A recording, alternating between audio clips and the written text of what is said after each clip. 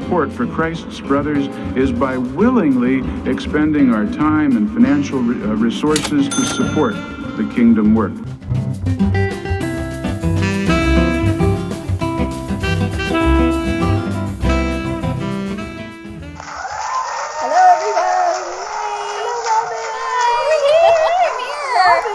Montreal now. Yes, I'm visiting my dear friend Susan. Yes. First time to Montreal. Yes. As you can see, we are actually in Montreal because this is my normal background. So so it's really exciting to be here. And yes, I wasn't going to make any more videos, I said. But you didn't say you weren't ever going to make any more videos. That's true. Not these kinds of videos. But yeah, well, I find myself, just so everybody knows what's going on, I'm trying to move away from the whole JW.org thing. I find it's funny when you're in it. I know they present themselves as such a loving organization and the best life ever. And yet when you step away from it, you actually realize it's super toxic. It's super negative. They use fear and guilt to get you to do things. And they're just men, and they cannot fulfill anything they're promising you, right? They're promising you eternal life, and of course they can't give it to you. And we know that it's all a bunch of nonsense because they've been promising this now for 150 years, and it's never come true. Generation after generation gets older, and now we've got overlapping generations, and they're going to die too. So I wanted to take a step away from all the negativity. Yeah, you and I are sort of on the same page with that. We're kind of on parallel journeys with that. Mike and I, What's Up Watchtower, in case you don't know our channel, we made a couple of videos this year, but we're kind of moving on with our lives too, and I don't feel as compelled to make videos because it's not just like sitting down and recording the video, but usually we do research. I know you do a lot of research. Yeah, for sure. So it's like you're sort of enmeshed in this for a full weekend for us, because we have to do it on the weekend. I'm enmeshed in jw.org for an entire weekend when we're making videos, because it's the research, it's the sitting down and making the video, and then it's the editing of the video, and then it's the putting it up, and then the watching it. And it's like, so it takes up so much time, and I just don't want my energy that's left on the weekends after I've worked a full week and done everything else I need to do. I don't want my energy going into something that I have left behind. Mm-hmm. And something, who found Joe Dispenza first? Was it you or was it me? Well, we had both found him, but you brought him up to me. I had heard of him. I had seen him in various documentaries and YouTube videos. Okay. And other people I had talked about, his work with, but when you brought him up, I was already familiar with him. Yeah. But you piqued my interest to dive even deeper into Joe Dispenza. Yeah. Well, Joe Dispenza was in a movie called What the Bleep Do We Know, which was a fascinating movie that I saw several years ago. Yeah. And talking a lot about quantum physics and energy and how you can manipulate energy at the quantum level, how there is no time, space. Everything is like, we live in where time is linear in our world, but at the quantum level, you can go back in time, you can go forwards in time, you can have the same electron in different places at the same time. It's crazy. It's really like a mind thing you've got to get your head around. But the bottom line that I found so fascinating about what he was saying is that you can get addicted to negative thinking, and the reason you get addicted is that your body starts, your body, it's like change. Your body doesn't want to change from routines. We're very routine oriented people. And when you even try to make a change, like let's say you went to a seminar where you were learning about how to be happier, okay? At the end of it, you're all gung-ho and you want to make changes in your life and you're all ready to do it. But do you realize that your brain will actually say, hey, I'm not releasing that chemical anymore, that negative chemical or whatever it was. Right. And it will actually release it for you. Mm-hmm. That's what makes life so difficult, why it's so difficult to change your personality if there is something you want to change. Yeah, it wants to get that fix. Yeah. Because positive or negative, it's feeling something. And if something's lacking. Yeah, and if it's so used to feeling those stress hormones, that cortisol and everything, then you're getting in a good habit of like, oh, you're meditating, you're visualizing, you're trying to turn around your thinking if you're thinking something negative. But what will happen, and I found this even in my case, that when you start to visualize, when you start to think, when you start to visualize, when you start to think something negative, then you're getting in a good habit of like, oh, you're meditating, you're visualizing, you're trying to turn around your thinking if you're thinking something negative. But what will happen, and I found this even in my case, that I get triggered by something very easily, something that wouldn't normally trigger me, because I think he's right. It's your body like trying to force you to have that release of chemicals. And so, yeah, so we're both on this path of trying to improve our lives and turn things around. Yeah. And it's not easy. And it's so easy for me to make a video. Believe me, there's so many things I still think about. And I am thinking about JW.org on a daily basis, if you can believe that, because I still have loved ones that are in it. And I still have to hear about how wonderful Stephen Lett was at the convention. And I'm like, what? How is this possible? He's insane. Well, I don't know. Well, I shouldn't say that. That sounds kind of mean. But it doesn't work for me. I find the whole thing just so crazy. But I just want to put it to bed, and I just want to feel that the loved ones I have that are still in it, I want to respect them for having their beliefs, and I want to respect my own beliefs to say enough of this. I don't want to keep talking about JW.org for the next 20 years, because it's been 19 years since I've been out. Yeah. And I didn't say anything about it for about the first 15. And then I felt like I needed to get it off my chest. And I don't think I'll ever get it off my chest. That's what I'm surprised about, that I thought I could make some videos and help people and get it off my chest. And it's still there. Yeah, because, and I remember you telling me you had gone like a little while without making videos, and then you made another one, and you say, yeah, it seems like you get a buildup and you have to release. Yeah. Yeah, and so it's like, it's the buildup of that energy, that negativity about it, and it is a release. It's like when someone, just starts screaming at someone out of the blues because they've been building up this tension, and they have to like release it like a pressure valve. Yeah. So, yeah, and I've been out for 13 years, and so a little bit less than you, but I don't think about it as much as I used to, and and I have loved ones that are in it as well, and something we were discussing is, I feel like, and no offense to my family if they see this video, but it seems as if they've gone so far fanatical into it. Like they used to be way more balanced in their thinking, and I feel like it is a response to my activism. It's a response to my vocalizing my disapproval of the organization, and that was the last thing that I wanted. I didn't want to push them further into it.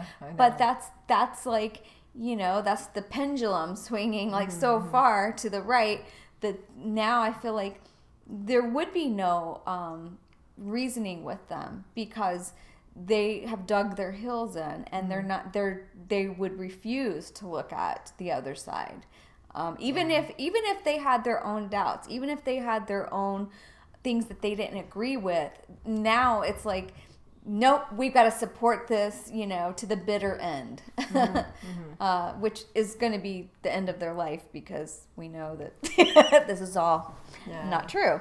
So, but the thing that's interesting, in case there are Jehovah's Witnesses watching this and they're saying it's not negative, it's not like that at all, I found the hypocrisy in this organization is really interesting, because they're so quick to say how loving they are and the best life ever, and yet one breath later they're talking about killing people. And let's just show you what we mean. Okay, I put together a little collage of stuff that happened at the convention, and you'll see exactly what we're talking about. Or your son, or your daughter, or your cherished wife, or closest companion should try to entice you in secrecy, saying, "Let us go and serve other gods," you must not give in to him or listen to him, nor should you show pity or feel compassion or protect him.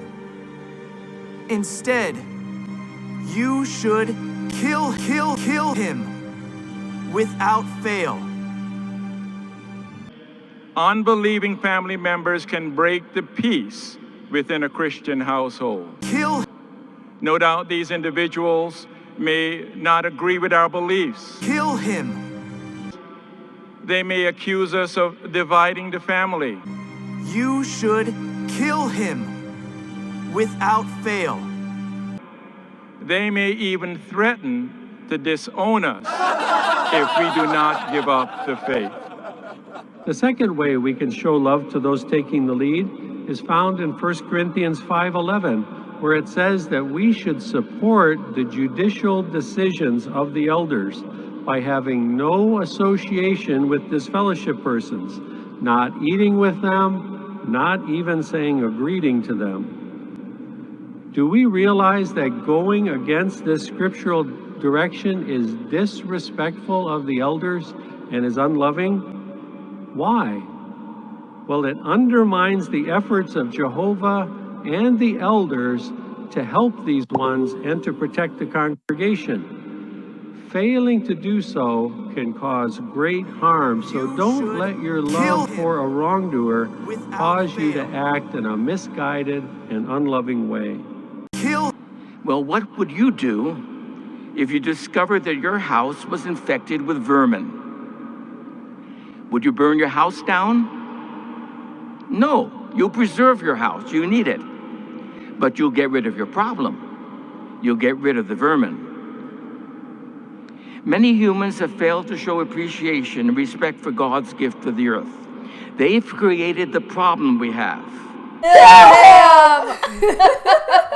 In a loving way. In a loving way. Show love. But show no compassion.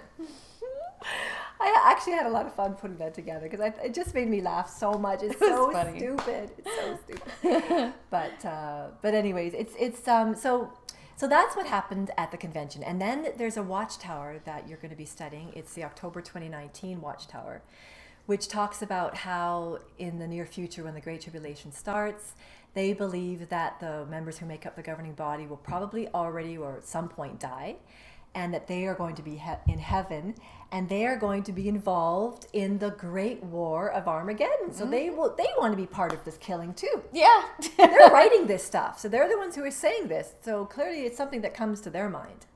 They would love to be able to do that, to actually join in the killing. And you know, we've never really had a governing body member like Anthony Morris, who, you know, right. But when he talks about the Great Tribulation, when he talks about Armageddon, he almost relishes in the details of the bodies are going to be burst open like hot dogs. Oh, I know. It's I've disgusting. never eaten a hot dog the same way now. I know. Poor little hot dog. Poor burst open hot dog. Poor little wiener. Yeah, so it's anyway. So that's what everyone is getting a taste of. And what's so interesting is that there was actually an apostate convention, if you want to call it that. There was that event that happened in Australia that was put together by Sherry and Sasha. And I was invited to this event in Australia. I would have loved to have gone, but the timing was bad because my little boy was still in school. And Australia is a big trip. You don't just go there over, for a weekend or anything. Yeah. But they put together this event where they invited all kinds of different people, especially the people involved in making the movie The Truth About the Truth, the documentary that's being made. And one person that was invited that I was so happy to see there was Angus Stewart, who of course was instrumental in what happened at the Royal Australian Commission. He was the lawyer there, but he's now a judge. Oh. Which I think is really cool. Yeah. But he had some very interesting things to say about his perspective of, he didn't know anything about the witnesses really. Like most people, they think they're a benign organization. They think, they're nice people. And they are nice people. That I will not disagree with. But the organization is a lot crazier and kookier and cruel than I even believed. I almost on a daily basis I can realize how far they're becoming more and more fanatical. Mm-hmm. It really is. And they don't see. That's the thing. They don't see how far they've come from where they were. Mm-hmm. About just even I don't want to say worship, but all the attention towards the governing body. I know. We never even knew who the governing body was. No, we didn't. It's crazy what's happening now. Yeah. But the theme of the event in Australia was called Better, Not Bitter. Mm. And I think that is so great because, people like Robin and I are always labeled as bitter and angry. And, of course, there are things that do make us angry. I mean, I don't like to see good people abused, frankly. That does make me angry.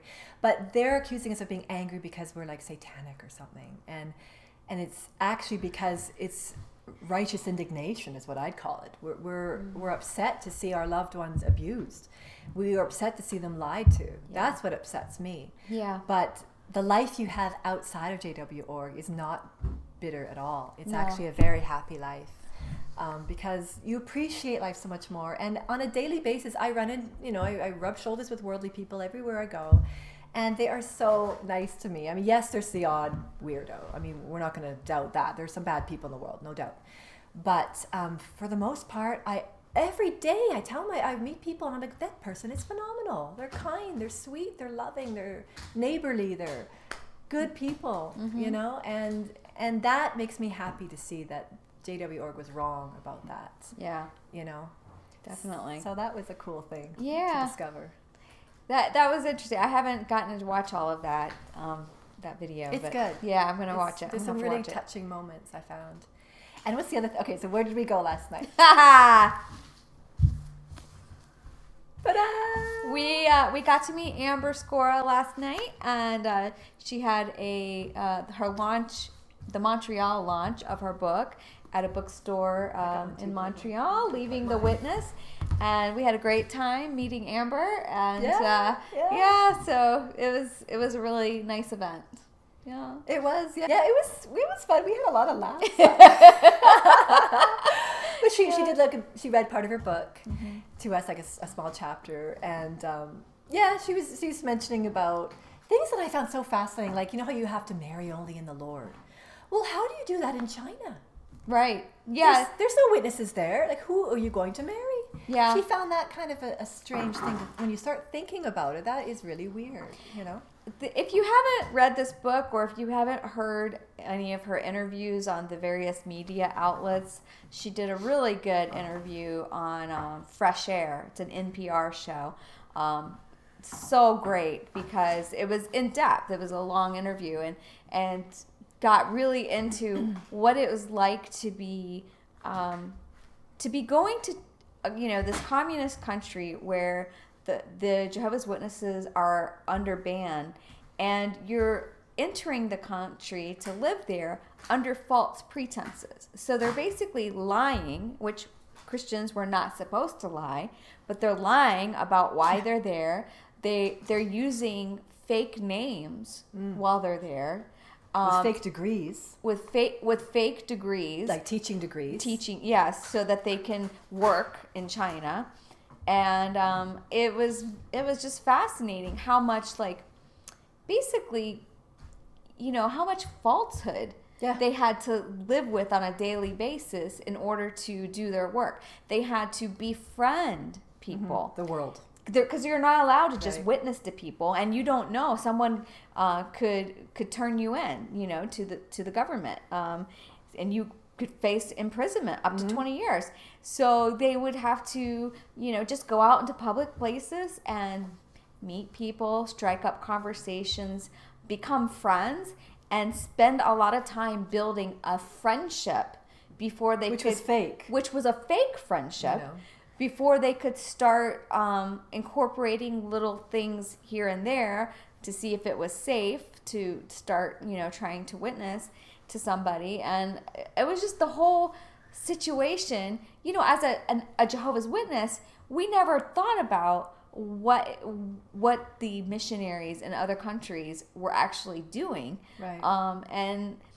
And you think about, and so what was so interesting, I know my brain is going so many different directions, that trying to preach to somebody in another language that's not your language, and especially in Mandarin, which I guess is a very complicated language. She said it's like backwards. It's a completely different way of speaking. Yeah. And learning and it's so like almost inside out. So then when you're trying to explain the doctrines of the witnesses, it's like, even as she's saying it, it's feeling weird, and that this is made up. That Like this, the 1914 generation. She said people would kind of furl their brow like what do you mean? What happened in 1914? And like they made no sense, right? It's like, and she said, and as she's saying it, she was kind of watching their reaction was, what? And then she said she felt like it was more and more kookier sounding the more she thought about it. Yeah. You know? Yeah. But So you're trying to convince them. She was saying here she's going to a country that's very rich in traditions and customs and beliefs. And they've had these beliefs for thousands and thousands of years. And you're telling them that this American religion that's been around for 150 years is the answer. This is the truth. right. You know? And I love the part too about like, you know, the teachings of Jesus. Many of the teachings of Jesus, her Bible study would say, oh, well, this is very similar to Lao Tzu. Lao Tzu, who wrote the Tao Te Ching 600 years before Jesus was born. This is very similar to Lao Tzu's teachings. Yeah. Which is why, didn't you tell me, and I've heard this before too, about that there's a thought that Jesus, you know, there's like a big gap in Jesus' life in the Bible. You hear about him from when he's born, then all of a sudden he's 12, then all of a sudden he's 29 and about to get baptized. That big gap. Yeah, there's some people believe that Jesus went to the Orient and that he learned teachings of, you know, these ancient wisdoms, these ancient teachings. Yeah, Job was the greatest of the Orientals. Maybe you saw Job, because we don't know when Job really lived. Of course, he had to have lived earlier, I suppose, because of, I don't know, they attribute his writing to Moses. Is Moses? Yeah, but Moses was writing about Job, who had lived hundreds of years before him. If Job even it didn't exist. It wasn't a real person. But yeah, anyways, yeah. So it's quite. Her story is so fascinating for so many reasons. Yeah, and we got to meet her father-in-law. We got to meet her daughter, and her husband. Well, yeah, her partner. Okay, yeah, they're not married. That was him though. I never really met him. Sorry, I saw somebody that I didn't want to assume it was her husband or boyfriend or whatever. Yeah, partner. Sorry. So that was a great time. That was a great time. It was. Yeah. Yes, what else? What else do we got? Well, yeah, I mean, for me, there's so many. I mean, it's never ending. I really thought I could make videos and there would become a point where okay, I'm done. There's nothing more kooky that could be said, but there's so much more. It's like I'm going down a rabbit hole, and the more I think I'm done, there's another whole pile of nonsense to talk about. Right. and what I just wanted to get your maybe we can talk about this just a little bit. Sure. But what were your thoughts on the change in the baptismal questions? And by baptismal, I mean the second question, not the first. The first one was just kind of a rewording, but the second one where they removed the.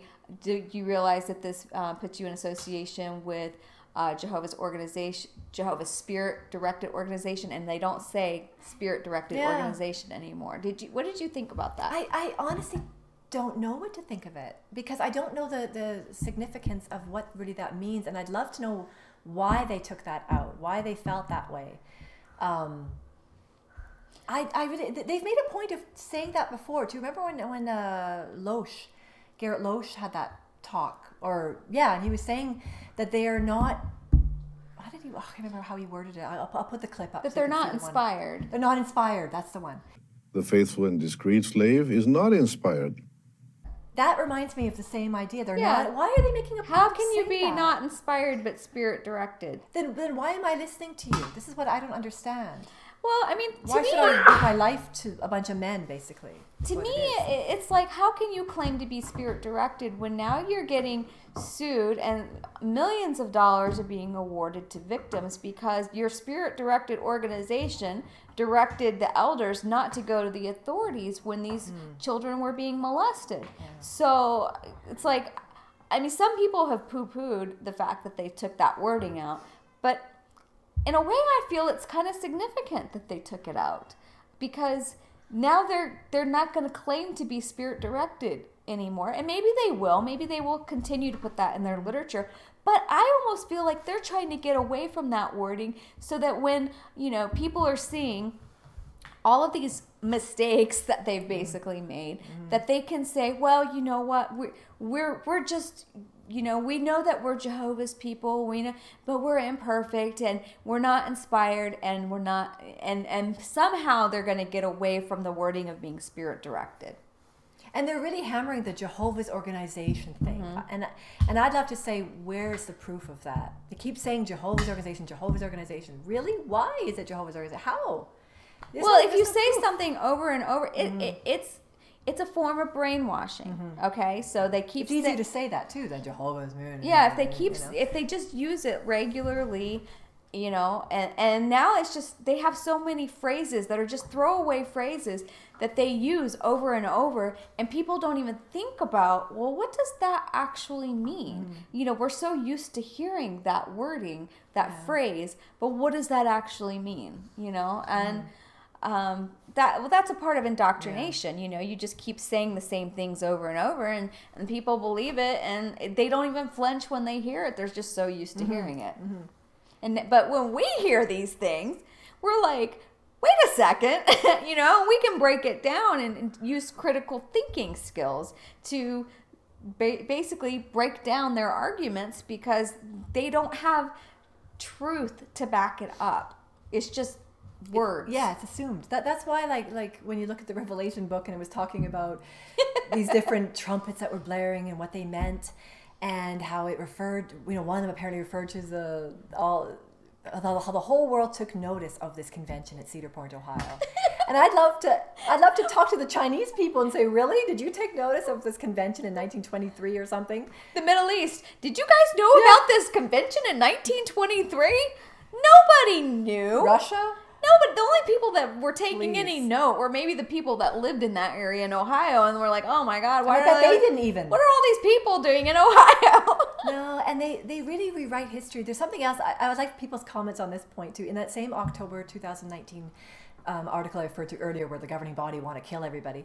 At the very beginning of the magazine, because I downloaded it, I started reading it, and it was just so bizarre. They were saying how Joseph Rutherford, when they were put into prison for 20 years, and they didn't say why they were put into prison, but we all know, if you do know anything about it, it had to do with what they wrote in the Then Is Finished, the Mystery of God book, which was completely insane if you ever look at that book. Yeah. And they thought that was seditious. The government thought it was being seditious, so they put them in prison. And that was wrong. I don't believe they should have been in prison. I don't want to have seen that. But the point I'm getting at is that Rutherford, they're saying in their October magazine, was saying, oh, he should probably not be the president, and maybe somebody else should be. Something about how he humbly thought he should step down at that point. And that, I'm like, what? No, maybe it's possible. I could be completely wrong, and I will apologize if I'm wrong, but I'm just saying that I find that hard to believe because of what we know of Rutherford. I have met actual Russellites. I think they even called themselves Russellites. When I was going door to door as a witness, or something like that. Or Bible students. Bible students. Okay. Yeah. You're right. We call them. That's true. And yes, international Bible students. Yeah. And this woman they didn't like Rutherford at all. They saw him as a very, what's the word when someone's power hungry? And I mean, let's face it, he wasn't on the A list of people to replace Russell when Russell knew he was going to die. He had a list of people who he felt should replace him. And Rutherford was not on that list. I believe he was on a B list. If these guys all fail, then maybe these guys, And somehow he managed to gain control through very underhanded means. So if you're going to tell me that he humbly thought he should step down, I got a bit of a hard time believing that. So it's just another example of Watchtower rewriting their own history. But if anybody, please, has any comments or any insight on this and knows anything specific about this, please put them in the comments below. I'd love to know your thoughts on that.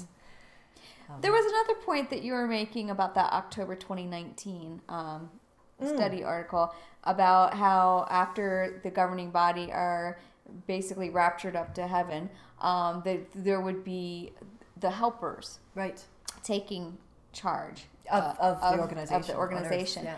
And that almost seems like, that is kind of a new thinking, because I remember it used to be that they used to say that some of the anointed may still be alive through the Great Tribulation into the new system, and would live out their earthly life, and then be taken to heaven.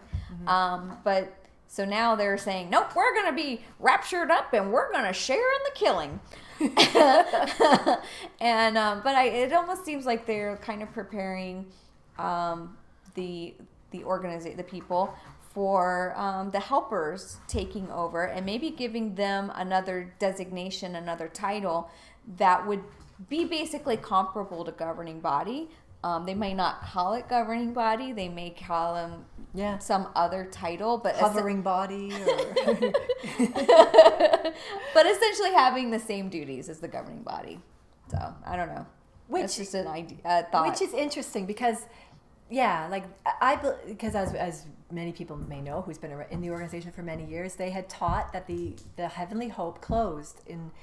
It varied between 1931 to 1930. First it was 1931, then 1933, then I think 35. I think so, right? 35. And the only governing body member now, I believe, who is technically part of that, which wasn't even what they taught back then, but what's his name? Samuel Hurd is born, I believe, in 1935. That isn't what they taught, though. They thought it ended then, and that you had to be born a lot earlier than 1935. But let's just go with the idea that, okay, at least we've got one that's born in 1935. The rest of them would have been considered insane. Mm-hmm. There was a time when I had a brother in my hall who was, I've said this before in a video, but he was 27. We're talking, this was in 1977. And he claimed to be of the anointed. And everyone thought he was crazy. Mm. Then, in 1977, well, all the governing body now, with the exception of Samuel Hurd, are born like this 27-year-old in 1977.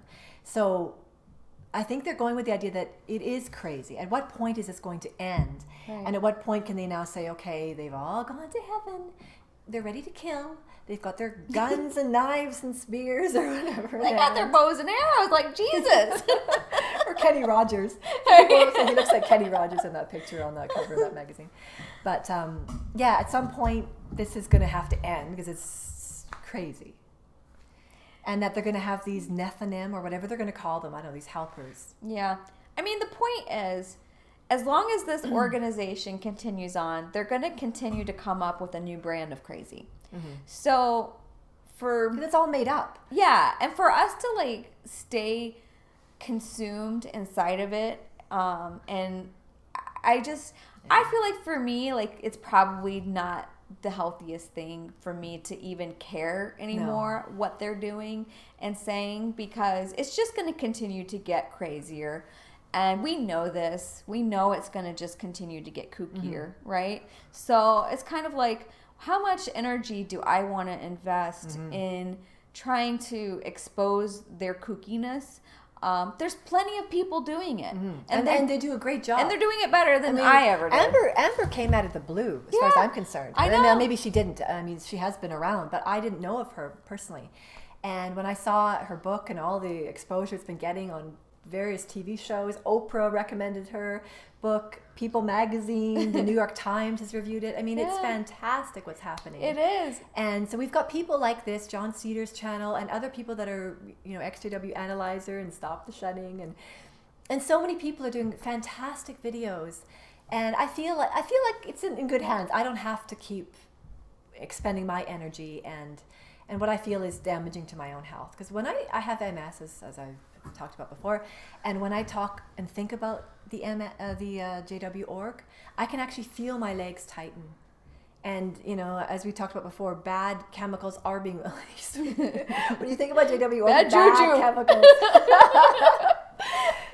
So it's not healthy. And so even though you and I both have a similar personality, we like to have fun and we like to find the kookiness and we laugh at it, and it's not meant to be. It's not a cruel, scoffing. Inside joke. Yeah, it's not a mean-spirited type of laughing. It's more trying to find the humor in it, because that is our personalities, is trying to find the good and the funniness in life. But it does affect us. Yeah. I mean, and I still have family in it, and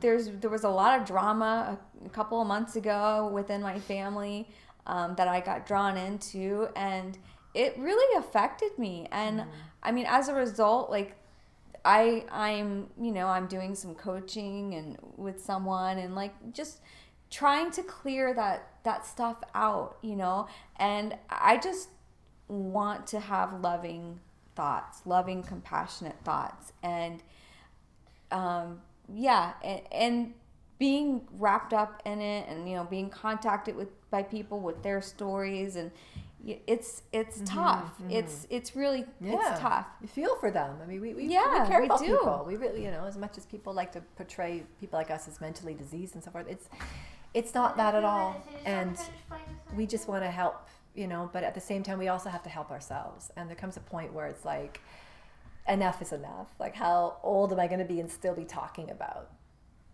craziness, So that's kind of where I'm at, and it's kind of where you're at. Yeah, and it just lined up synchronistically that I had already planned to come up here just for a visit.